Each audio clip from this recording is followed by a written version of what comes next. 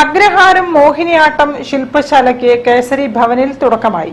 3 ദിവസങ്ങളിലായി നടക്കുന്ന ശില്പശാലയുടെ ഉദ്ഘാടനം ഡോക്ടർ സദനം ഹരികുമാർ നിർവഹിച്ചു. മെയ് 15, 16, 17 തീയതികളിലായി നടക്കുന്ന അഗ്രഹാരം മോഹിനിയാട്ടം ശില്പശാലയ്ക്ക് ചാലപ്പുറം കേസരി ഭവനിൽ തുടക്കമായി. ദ്വിതീയും ചവറ കൾച്ചറൽ സെന്ററും നാട്യധാരയും ചേർന്നാണ് ശില്പശാല സംഘടിപ്പിക്കുന്നത്. വർണ്ണം, ഭക്തമീര ഓഡിയോ സഹിതം സോദാഹരണ പ്രഭാഷണങ്ങളും പ്രബന്ധാവതരണങ്ങളും നടക്കും.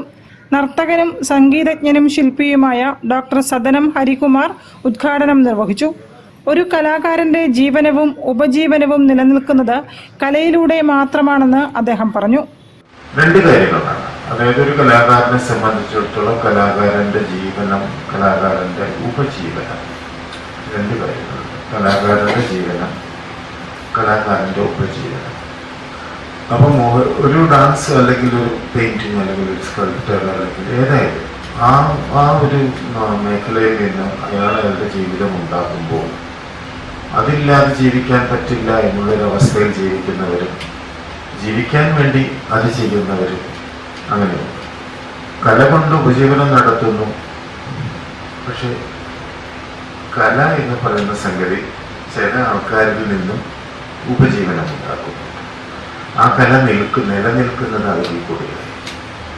3 ദിവസങ്ങളിലായി നടക്കുന്ന ശില്പശാലയ്ക്ക് കലാമണ്ഡലം അക്ഷര ബിജീഷാണ് നേതൃത്വം നൽകുന്നത്. ഡോക്ടർ ശാലിനി ഹരികുമാർ, വിനോദ് മങ്കര എന്നിവരും വിവിധ ദിവസങ്ങളിൽ പങ്കെടുക്കും.